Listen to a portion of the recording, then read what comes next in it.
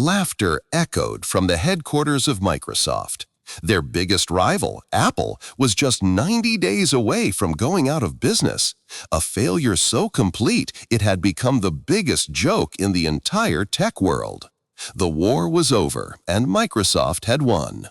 But they had forgotten about the one man Apple had fired years ago, the man who was about to walk back through the doors and change everything. In 1997, Apple was a ghost. It haunted the halls of its own buildings, a whisper of what it once was.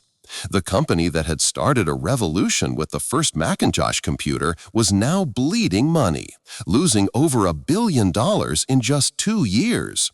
It was a ship without a captain, sinking slowly into the dark, cold ocean of failure. The people who worked there felt it. They would come to work every day with a knot in their stomachs, wondering if this would be the day they were told to pack their things and go home for good. The excitement was gone, replaced by a quiet fear. The problem wasn't a secret. Anyone could see it. If you walked into a computer store back then, you'd find a whole wall of Apple products that made no sense. There were dozens of different Macintosh computers with confusing names like Performa, Quadra, and Centris. They all looked the same, beige boxes with slightly different numbers on them.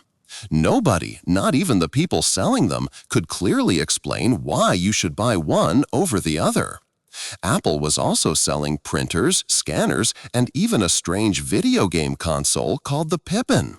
They were trying to do everything, and as a result, they were doing nothing well.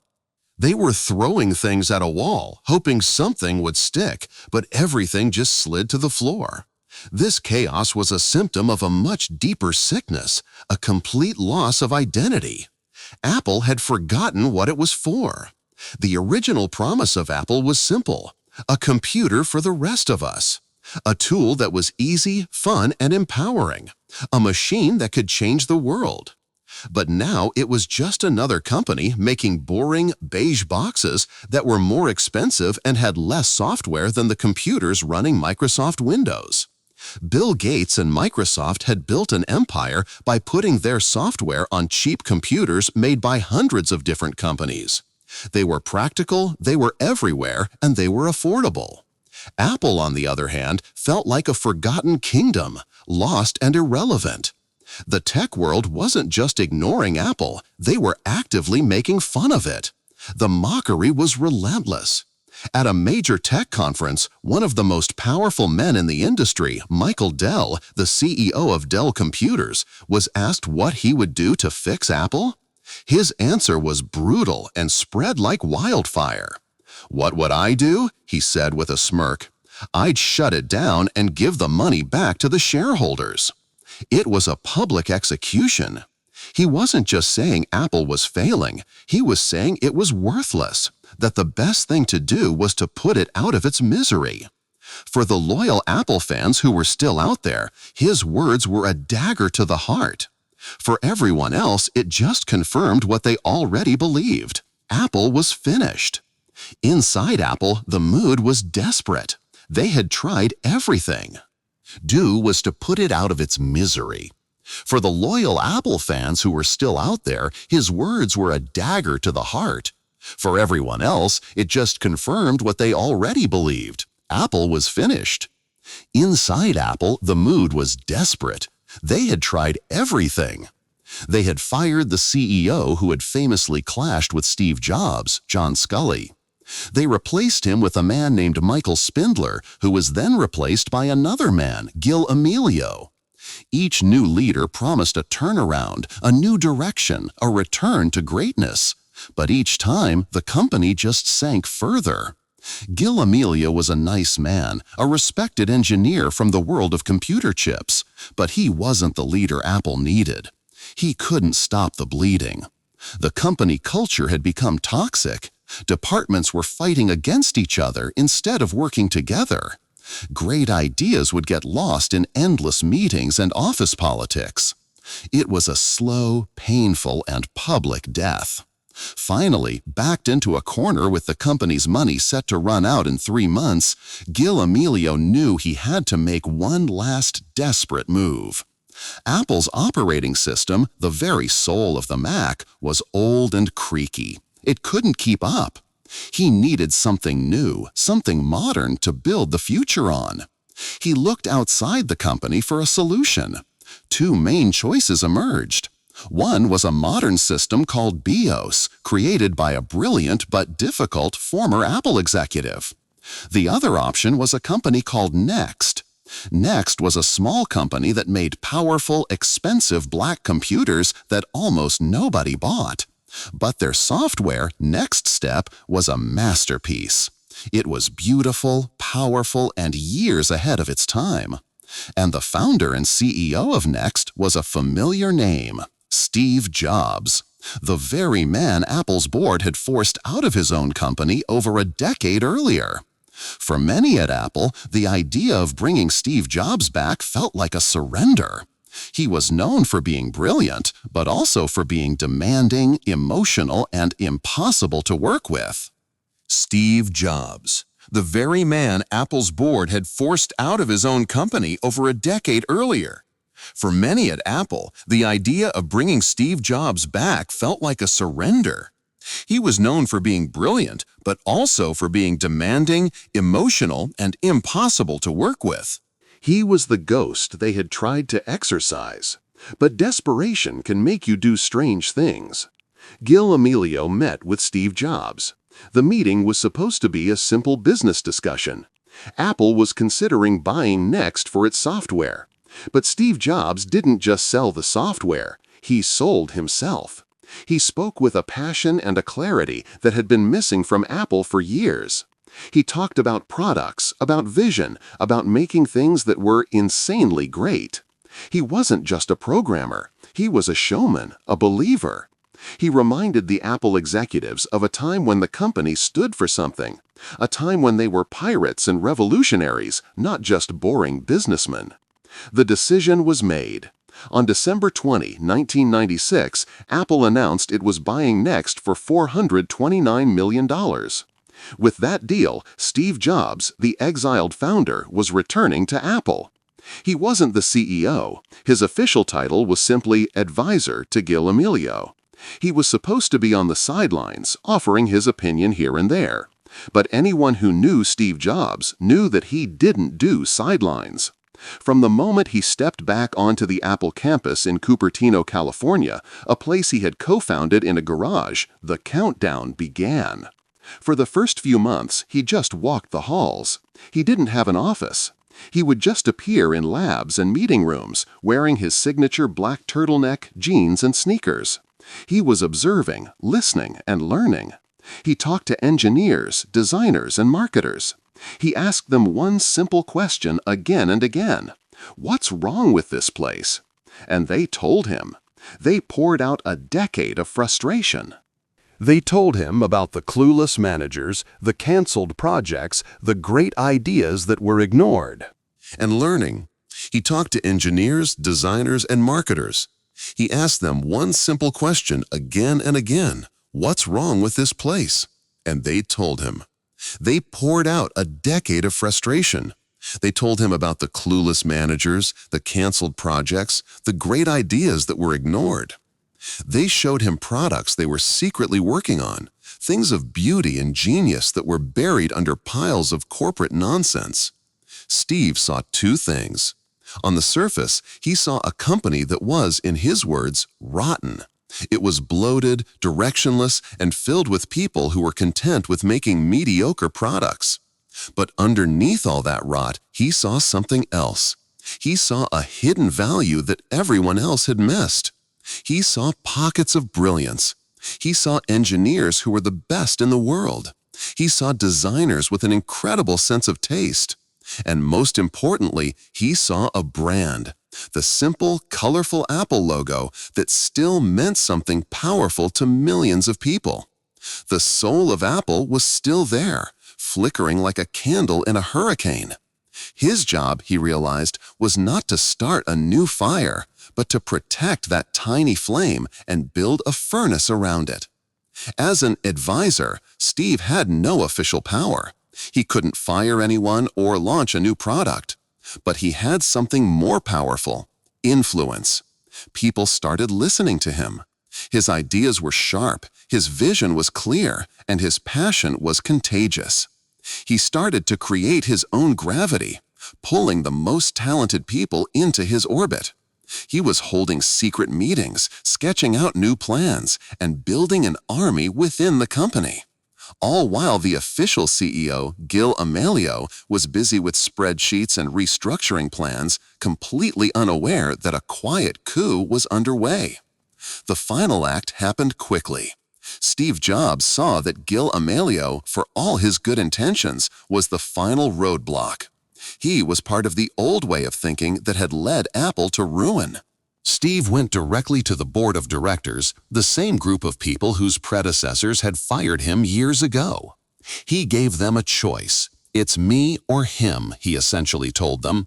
He laid out his vision for a smaller, more focused, and more innovative Apple. He promised them a comeback. It was a huge gamble. But the board was just as desperate as everyone else.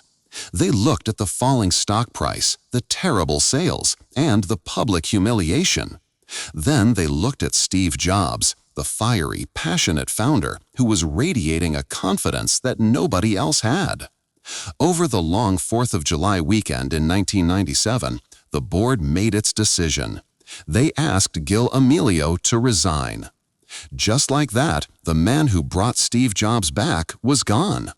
A few days later, the company announced that Steve Jobs would be taking over as the interim CEO. The word interim was supposed to be comforting, to signal that it was just a temporary measure until they found a real CEO. But everyone knew what it meant. The king had returned to his castle. The news sent a shockwave through the company and the entire industry. At Microsoft, the laughter probably quieted down for a moment, replaced by a sense of confusion and curiosity. Why would Apple hand the keys back to the guy they fired for being uncontrollable?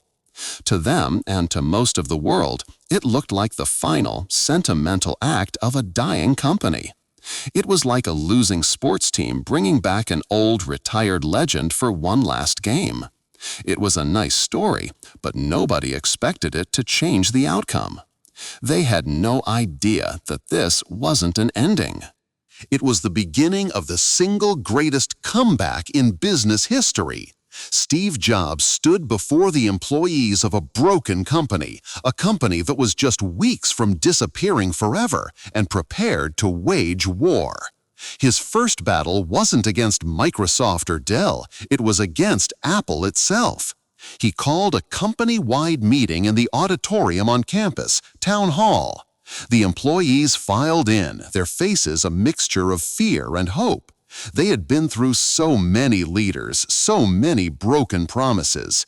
They didn't know if this was a rescue or a final goodbye. Steve Jobs walked onto the stage. He wasn't wearing a suit and tie like the previous CEOs. He wore a black mock turtleneck, faded jeans, and a pair of round glasses. He looked more like a college professor than the leader of a billion-dollar company. He paced the stage for a moment, silent, looking out at the anxious faces. Then he spoke, and his words were like a splash of ice water. "Here's what's wrong with this company," he began, his voice calm but sharp. "The products suck." A nervous murmur went through the crowd. He continued, "There's no sex in them anymore. They're boring." He didn't shout. He didn't need to. The brutal honesty was more powerful than any anger. He told them that Apple had become a company that celebrated process over results. People were rewarded for showing up to meetings and writing memos, not for creating beautiful, world-changing products. He told them that this was going to end, starting right now. "There are a lot of people here who are incredibly talented," he said, his tone shifting slightly, "and I'm not going to let you fail. But things are going to be different." Very different. The first sign of that difference came a few days later. Steve began a massive top-to-bottom review of every single product Apple was working on. He would gather the team for a project, sit them down in a conference room, and have them justify their existence. These meetings became legendary for their intensity. Steve was not interested in excuses or long explanations. He wanted to know two things: what is it, and why would anyone want to buy it? He was a human lie detector for mediocrity. If he sensed a project was boring or confusing or just not good enough, he would kill it on the spot. One after another, projects were canceled. The Newton, a handheld device that was years ahead of its time but clumsy and flawed, was one of the first to go. It was a painful cut, as it was a passion project for many inside Apple. But Steve saw it as a distraction. He axed dozens of different Macintosh models that were clogging up the warehouses. He shut down the company's efforts to license its software to other computer makers, a strategy that had only served to confuse customers and dilute the brand. He eliminated entire divisions. Thousands of people lost their jobs. It was a brutal and painful process, a necessary surgery to save the patient. He was cutting away the fat and the disease to find the healthy muscle underneath. The employees who remained were the ones who survived this trial by fire. They were the A players, as Steve called them. He believed that A players liked to work with other A players, and they couldn't stand working with B players or C players. By getting rid of the dead weight, he wasn't just saving money, he was creating a new culture of excellence. The message was clear. They were the A players, as Steve called them. He believed that A players liked to work with other A players, and they couldn't stand working with B players or C players. By getting rid of the dead weight, he wasn't just saving money, he was creating a new culture of excellence. The message was clear. If you worked at Apple now, you were expected to be the best. After weeks of this brutal review process, Steve walked into a meeting with his top executives. They were still reeling from all the cuts. They felt like the company was shrinking into nothing.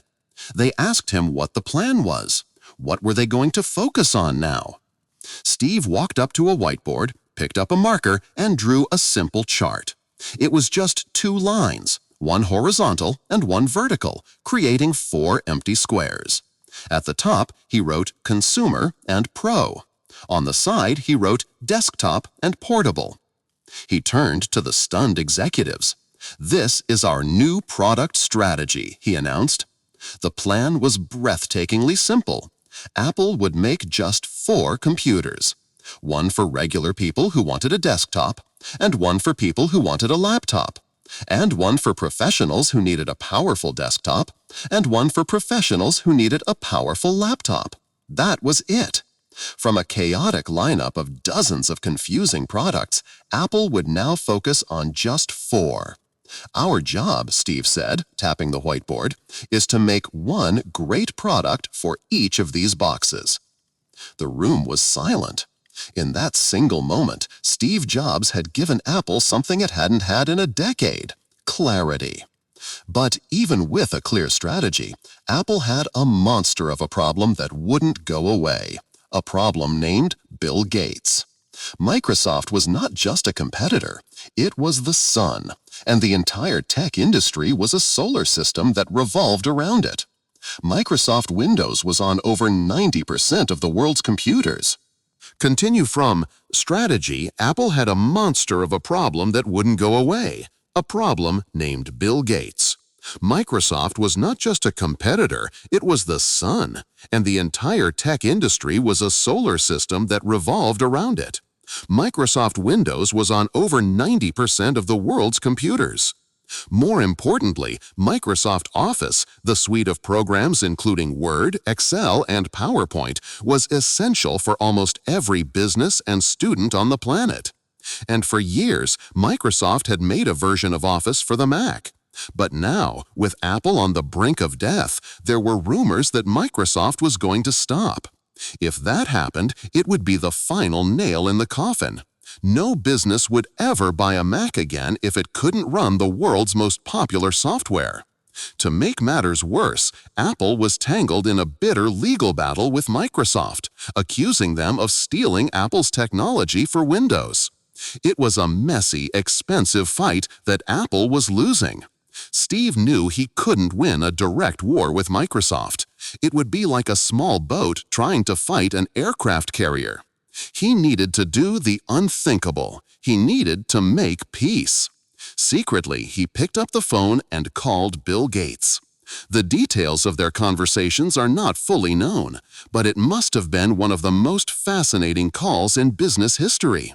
The two biggest rivals in the history of technology, two men who had publicly criticized and battled each other for years, were now talking about how to save Apple. Steve Jobs didn't beg. He appealed to Bill Gates' ego and his business sense. He argued that it wasn't good for Microsoft if Apple died. If Apple disappeared, Microsoft would be seen as a monopoly, and the government, which was already investigating them, would come down on them even harder. A healthy, competitive Apple, even a small one, was actually good for Microsoft. But more than that, Steve sold him on a vision. He told Gates that the new Apple was going to make incredible products again, products that people would love, and that Microsoft should want its software to be on those products. The result of these secret talks was a plan so shocking, so completely unexpected, that nobody saw it coming.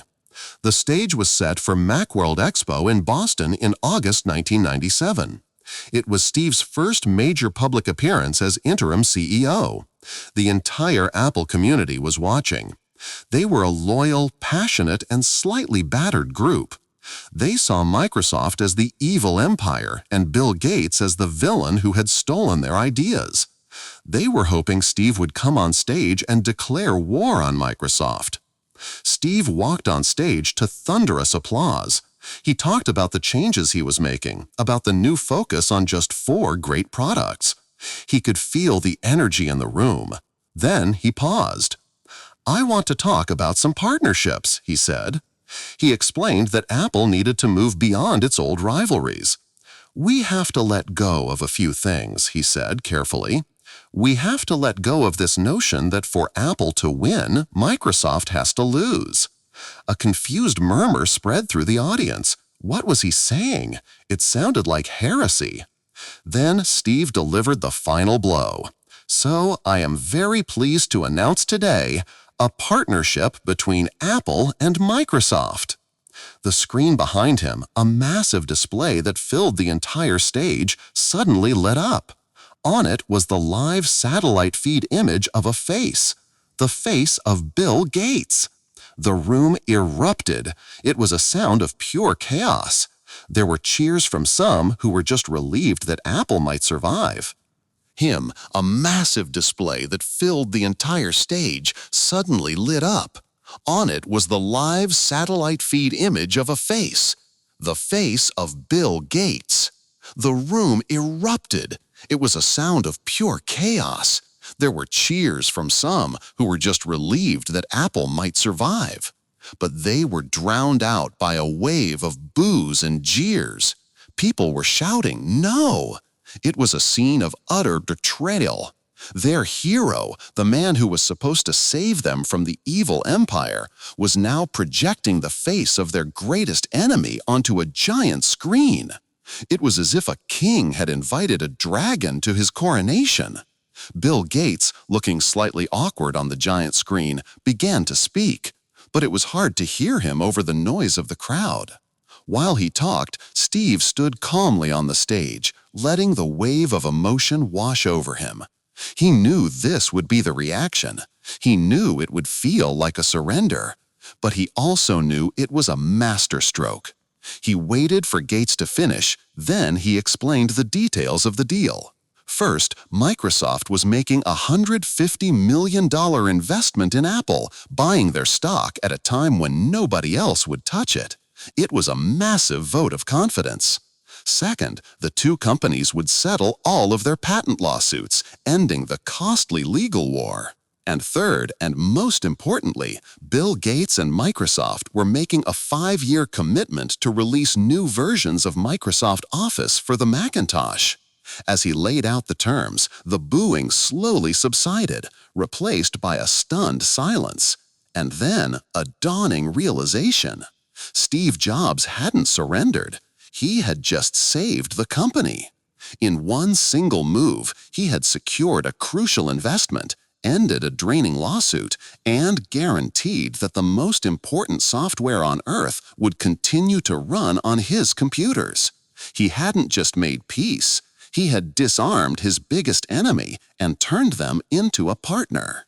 He had taken the thing everyone laughed about, Apple's impending death, and used it to get exactly what he needed from the very company that was laughing the loudest. He ended his speech with a simple message. "The era of competition between Apple and Microsoft is over," he said. He was drawing a line in the sand. The past was the past. The future was about great products. He left the stage to a standing ovation from the same crowd that had been booing him just minutes earlier. They finally understood. Their hero hadn't betrayed them. He had just pulled off the business deal of the century. The deal with Microsoft didn't solve all of Apple's problems. It was like a battlefield medic stopping the bleeding. It kept the patient alive, but the patient still needed to get up and fight. The $15 million gave them some breathing room, but it wouldn't last forever. The company was now stable, but it wasn't inspiring. They still didn't have a hit product. They were still the company of beige boxes. Steve Jobs knew this. The Microsoft deal was about survival. The next phase was about revival. He now turned his full attention away from spreadsheets and deals and towards the thing he loved most, building things. He had his clean 4-box product grid. Now he had to fill one of those boxes with something insanely great. He started spending more and more of his time deep inside Apple's headquarters, in a place that few people were allowed to enter, the Industrial Design Lab. It was a secret sanctuary of creativity, run by a quiet, polite British designer named Johnny Ive. For years, Johnny and his small team had been creating beautiful prototypes and concepts that were completely ignored by Apple's old management. They had designed things with color, with interesting shapes, with materials nobody else was using. But their beautiful ideas were always rejected in favor of another boring beige box. When Steve Jobs walked into that lab for the first time, it was like opening a treasure chest. He saw the future of Apple hidden in plain sight. He and Johnny Ive connected instantly. They spoke the same language. They both believed that a product's design wasn't just how it looked, but how it felt, how it worked. They believed a computer could be beautiful, an object of desire. Steve had cleared the battlefield. He had secured his supply lines. Now, in this hidden design lab, with his new creative partner, he was finally ready to build his weapon. He was finally ready to build his weapon. It would be a computer designed to fill the top left square of his 4-box grid, the consumer desktop. This was the most important box, the one that represented the heart and soul of the original Macintosh. It had to be a computer for everyone, but Steve wanted it to be more than that. He wanted it to be an event. He wanted it to be the machine that announced to the world in the loudest possible voice that Apple was back. The project began in secret. Steve, Johnny Ive, and a hand-picked team of engineers were on a mission. The enemy was not just other computer companies. It was the entire idea of what a computer was supposed to look like. For 2 decades, computers had been intimidating, complicated, and ugly. They were gray or beige rectangular boxes covered in vents and slots, connected by a tangled mess of gray cables to a big, boxy monitor. They were tools for the office. It was the entire idea of what a computer was supposed to look like. For 2 decades, computers had been intimidating, complicated, and ugly. They were gray or beige rectangular boxes covered in vents and slots, connected by a tangled mess of gray cables to a big, boxy monitor. They were tools for the office, not objects for the home. Steve saw them as instruments of oppression, symbols of everything he hated about the tech industry: a lack of imagination, a lack of taste, and a profound lack of joy. He declared war on the beige box. Johnny Ive showed Steve a prototype he had been working on. It looked like nothing that had ever been seen before. It wasn't a separate box and monitor. It was an all-in-one design, with all the computer parts built directly into the back of the screen. This made it simpler and less intimidating. But the real revolution was in its shape and color. It was curvy, rounded, and playful. And it was made of a translucent, colored plastic. You could actually see inside the machine, see the components and the wires, not as a confusing mess, but as a beautiful, organized piece of engineering. The color they chose was a bright, vibrant swimming pool blue they called Bondi Blue, named after the famous beach in Australia. Steve Jobs fell in love with it instantly. This was it. This was the statement he wanted to make. It was friendly. It was optimistic. It was fun. It was everything that computers were not. He famously took one look at the prototype and said, "We're going to make this." The engineers in the room gulped. The design was incredibly ambitious. Fitting all the components of a powerful computer into such a compact curved shape was a nightmare. The translucent plastic was a manufacturing challenge nobody had ever solved on this scale. It would be expensive and difficult to make. But Steve didn't care. He wasn't interested in what was easy. He was interested in what was right. The development of this new machine, which would eventually be named the iMac, was a whirlwind of creative intensity. Steve Jobs was involved in every single detail, down to the tiniest screw.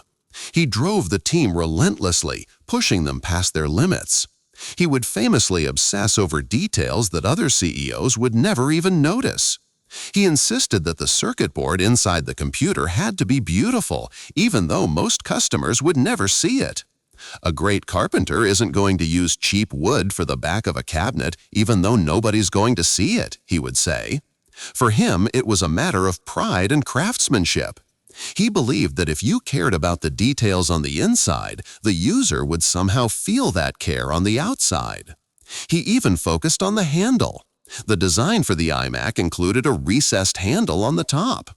The engineers argued that it wasn't necessary. It was a desktop computer. People weren't going to carry it around. But Steve insisted. He said the handle served a deeper purpose. It made the computer approachable. It gave people permission to touch it. An intimidating piece of technology suddenly had a handle, like a friendly suitcase. It was a subconscious signal that said, "I'm not scary. You can move me. I belong to you." While the hardware team was wrestling with the challenges of building this radical new machine, Steve was also revolutionizing Apple's marketing. He knew that a great product wasn't enough. You had to tell a great story about it. The company's advertising had become as confused and boring as its product line. He fired Apple's longtime advertising agency and went back to the one that had created the legendary 1984 commercial for the first Macintosh. He wanted to recapture that same rebellious, creative spirit. He didn't want to sell a computer. He wanted to sell an idea. The result was one of the most famous advertising campaigns in history, Think Different. The campaign didn't even show a product. It was a series of black and white portraits of cultural icons: Albert Einstein, Martin Luther King Jr., John Lennon, Amelia Earhart, Mahatma Gandhi. People who had changed the world by challenging the status quo. A powerful voiceover, spoken by the actor Richard Dreyfuss, celebrated the crazy ones, the misfits, the rebels, the troublemakers. It ended with the simple, powerful tagline, "Think Different." The ad was a direct message. It wasn't just about Apple. It was about the people who used Apple products. It told them, "You are one of us. You are a creative, independent thinker who sees the world differently." It transformed the act of buying a computer from a simple purchase into a statement of identity. It rebuilt the emotional connection between Apple and its customers, a connection that had been broken for years. The laughter from Microsoft's headquarters was starting to fade, replaced by a low hum of curiosity. Something was happening in Cupertino. Finally, on May 6, 1998, the day arrived. Steve Jobs was about to unveil the iMac to the world. He walked onto the stage at the Flint Center, the same auditorium where he had unveiled the original Macintosh 14 years earlier. The room was packed with journalists, employees, and Apple fans. The sense of anticipation was electric. Nobody knew exactly what they were about to see, but they knew it would be a defining moment. Steve, in his signature black turtleneck and jeans, talked about the state of Apple. He talked about the tough decisions, the return to profitability, and the Apple fans. The sense of anticipation was electric. Nobody knew exactly what they were about to see, but they knew it would be a defining moment. Steve, in his signature black turtleneck and jeans, talked about the state of Apple. He talked about the tough decisions, the return to profitability, and the new simplified product strategy. He was building the drama, setting the stage. Then he moved to the real purpose of the day. He talked about the problem with computers. He showed slides of boring beige boxes from competitors like Dell and Compaq. The audience laughed. He was speaking their language. "They're ugly," he said simply. Then he talked about the Internet. In 1998, the Internet was just starting to become a mainstream phenomenon, but it was still difficult and confusing for most people to access. He painted a picture of a new kind of computer, a computer designed from the ground up for one primary purpose: to get you on the Internet, simply and easily. He was selling the solution before he even showed the product. Finally, the moment came. "Today, I'm incredibly pleased to introduce you to the iMac," he said. He gestured to a small table on the stage, covered by a black cloth. He walked over, paused for a moment for dramatic effect, and then, with a flourish, he pulled off the cloth. The audience gasped, and then a wave of applause and cheers washed over the auditorium. On the table was the bondy blue iMac, its translucent teardrop shape glowing under the stage lights. It looked like something that had landed from the future. It was beautiful, it was whimsical, and it was unlike any computer anyone had ever seen. "The back of this thing looks better than the front of the other guy's things," Steve joked, turning it around to show the clean design and the neat arrangement of ports. He showed how simple it was. No complicated setup. And it was unlike any computer anyone had ever seen.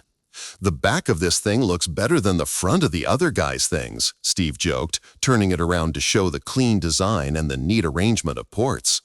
He showed how simple it was. No complicated setup.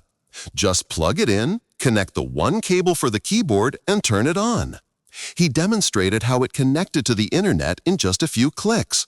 He was selling elegance. He was selling simplicity. The reaction was immediate and overwhelming. The iMac wasn't just a new product, it was a cultural event. It was on the cover of magazines. It was talked about on the news. People who had never cared about computers before were suddenly fascinated by this friendly-looking blue machine. It was a smash hit. Apple sold 800,000 iMacs in less than 5 months. It was the fastest-selling computer in the company's history. For the first time in years, Apple was not just profitable, it was cool again. The iMac single-handedly saved the company. The 90-day countdown to bankruptcy was a distant, laughable memory. The iMac did more than just sell well. It completely changed the computer industry. Suddenly, beige was dead. Other companies scrambled to copy Apple's success, releasing their own products in bright colors and with translucent plastics. Design, which had been an afterthought for most tech companies, was suddenly front and center. Steve Jobs and Johnny Ive had proven that people cared about how their technology looked and felt. They had injected beauty and emotion into a world of beige boxes. The iMac was the first shot in a long war, but it was a decisive one. It proved that Steve Jobs' strategy was right. It proved that a focus on design, simplicity, and the user experience could win. It silenced the critics who said he was just a sentimental choice. It gave the employees of Apple their confidence back. They weren't just survivors anymore, they were winners. They were pirates again, led by their captain, ready to take on the world. Continue from simplicity and the user experience could win. It silenced the critics who said he was just a sentimental choice. It gave the employees of Apple their confidence back. They weren't just survivors anymore, they were winners. They were pirates again, led by their captain, ready to take on the world. But Steve Jobs was just getting started. The iMac had stabilized the company and given it a foundation to build on. He had filled one of the 4 boxes in his product grid. Now he turned his attention to the others.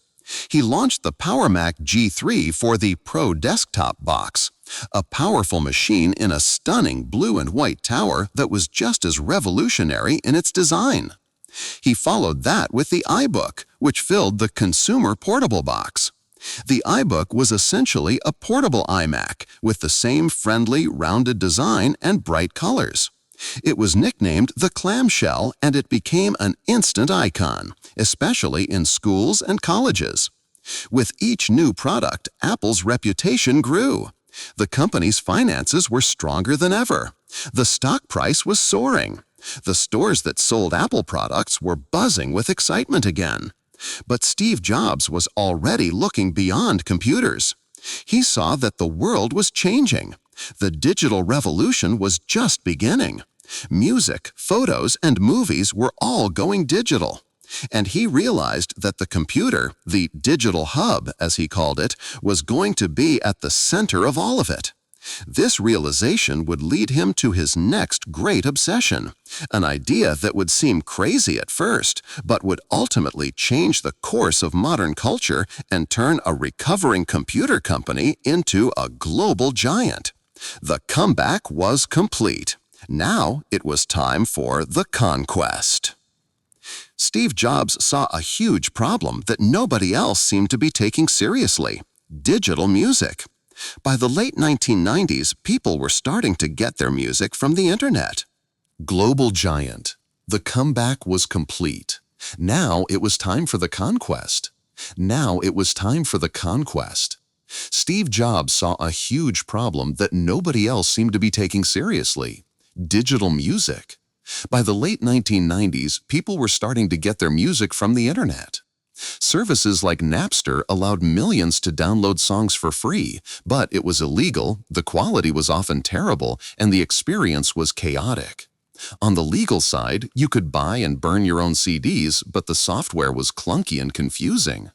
Portable music players existed, but they were either big, clunky devices that held only a dozen songs, or small players that were incredibly difficult to use. The whole world of digital music was a mess. Steve saw an opportunity. He believed that people were not inherently thieves. They downloaded music illegally because there was no good legal alternative. He posed a simple, powerful idea to his team. What if we could create a seamless experience to buy, manage, and listen to music?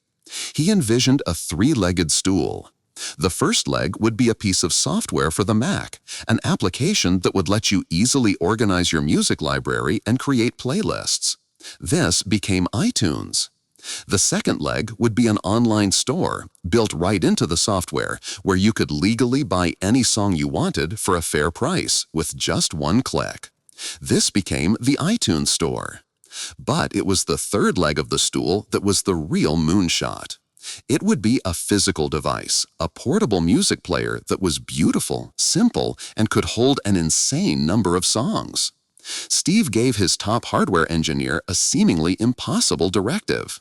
I want 1,000 songs in my pocket. This was the mission. Not a list of technical specifications, but a simple, human-centered promise. 1,000 songs in your pocket. The project, codenamed P13, was developed in intense secrecy. The team working on it was small, and they operated like a startup within Apple. 1,000 songs in my pocket. This was the mission. Not a list of technical specifications, but a simple, human-centered promise. 1,000 songs in your pocket. The project, codenamed P13, was developed in intense secrecy. The team working on it was small, and they operated like a startup within Apple. Steve Jobs was obsessed, pushing them harder than ever before. He rejected design after design. He demanded the device be smaller, thinner, and simpler. The breakthrough came with the invention of the scroll wheel. Instead of clumsy buttons, you could glide your thumb around a simple circle to fly through your music library. It was intuitive, it was elegant, and it was magical. On October 23, 2001, just a few weeks after the world was shaken by the events of 9/11, Steve Jobs walked on stage at a small press event. The mood was somber. Nobody was expecting a major announcement. He talked about the digital hub strategy, about music, and then he reached into the pocket of his jeans and pulled out a small white rectangle. It was impossibly thin, the size of a deck of cards. This amazing little device holds 1,000 songs, and it goes right in my pocket, he said. He called it the iPod. The initial reaction from the tech world was skeptical. They laughed. $500 for a music player? Who would buy that? They scoffed. They criticized it for only working with Mac computers. They said it was a niche product for Apple fans and would never be a mainstream success. Microsoft executives, who dominated the PC world, saw it as a toy, an insignificant distraction. They had completely missed the point. Steve Jobs wasn't selling a music player. He was selling a better way of life for music lovers. He was selling the freedom to carry your entire music library with you anywhere you went. The iPod was an instant sensation with customers. It was so simple, so beautiful, and so capable that it felt like magic. Player, he was selling a better way of life for music lovers. He was selling the freedom to carry your entire music library with you anywhere you went. The iPod was an instant sensation with customers. It was so simple, so beautiful, and so capable that it felt like magic. And when Apple later released a version of iTunes that worked on Windows PCs, the floodgates opened. The iPod became a cultural phenomenon. The iconic white earbuds were suddenly everywhere, a status symbol that signaled you were part of the digital music revolution. The iPod didn't just save the music industry from piracy, it completely reinvented it. It killed the album and gave birth to the playlist. It turned Apple, a computer company, into the single biggest music retailer in the world. The success of the iPod was staggering. It poured billions of dollars into Apple's bank accounts and sent its stock price into the stratosphere. The laughter that had once echoed from Microsoft's campus was now a dead silence. They weren't laughing anymore. They were watching in stunned disbelief as Apple, the company they had dismissed as a joke, was now defining the future. But Steve Jobs was not satisfied. As he looked at the world around him, he saw another industry that was broken, the mobile phone industry. In the mid-2000s, cell phones were clunky, ugly devices with tiny screens and confusing buttons. They had clumsy software that was impossible to use. Getting on the internet was a slow and painful experience. To Steve, they were just as bad as the beige box computers he had destroyed years earlier. He saw another opportunity to upend an entire industry. He assembled a secret team once again, this time to build a phone. His vision was radical. The phone would have no physical keyboard. The entire front would be a giant, beautiful screen. You would control it simply by touching the software with your fingers. It would have a real web browser, just like a computer. Again, this time to build a phone. His vision was radical. The phone would have no physical keyboard. The entire front would be a giant, beautiful screen. You would control it simply by touching the software with your fingers. It would have a real web browser, just like a computer. It would be an iPod, a phone, and an internet communicator all in one device. The engineers told him it was impossible. The technology to create a reliable touchscreen of that size and quality didn't exist. The mobile carriers who controlled the phone industry would never agree to his radical ideas. But Steve pushed them. For 2.5 years, they worked in secret, overcoming one impossible challenge after another. The project was so secret that many of the engineers working on different parts of it didn't even know what the final product would be. On January 9, 2007, Steve Jobs walked onto the stage at Macworld and prepared to give the most important presentation of his life. Every once in a while, a revolutionary product comes along that changes everything, he began. He listed two: the original Macintosh, which had changed the computer industry, and the iPod, which had changed the music industry. Well, today, he said, pausing for effect, we are introducing 3 revolutionary products of this class. He announced the first, a widescreen iPod with touch controls. The second, a revolutionary mobile phone. And the third, a breakthrough internet communications device. He repeated the list: a widescreen iPod, a mobile phone, an internet device. The audience was buzzing. Were they getting 3 new products? Then he delivered the punchline. Are you getting it? These are not 3 separate devices. This is one device, and we are calling it iPhone. He showed it to the world. It was a stunningly beautiful slab of glass and metal. It looked like nothing that had ever come before. Then he delivered the punchline. Are you getting it? These are not 3 separate devices. This is one device, and we are calling it iPhone. He showed it to the world. It was a stunningly beautiful slab of glass and metal. It looked like nothing that had ever come before. For the next hour and a half, he gave a masterful demonstration, showing how you could glide through photos with a flick of your finger, pinch to zoom in on a map, and browse the real internet on a mobile device for the first time.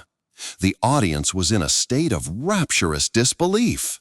It felt like watching someone from the future demonstrate a piece of alien technology. The reaction from the industry was, once again, laughter and dismissal. The CEO of Microsoft, Steve Ballmer, famously laughed out loud on television. $500? Fully subsidized with a plan? I said that is the most expensive phone in the world, he roared with laughter. And it doesn't appeal to business customers because it doesn't have a keyboard.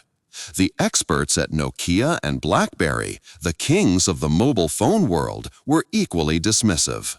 They saw the iPhone as a toy, a fragile, expensive gadget that couldn't possibly compete with their reliable business phones.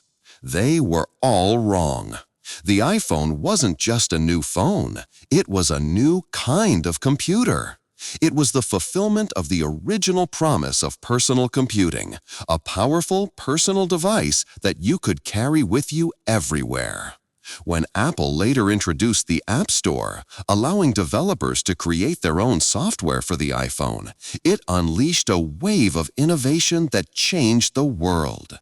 It changed how we communicate, how we work, how we shop, how we play, how we live. From the ashes of 1997, from a company that was 90 days from bankruptcy, Steve Jobs had orchestrated the greatest comeback in business history.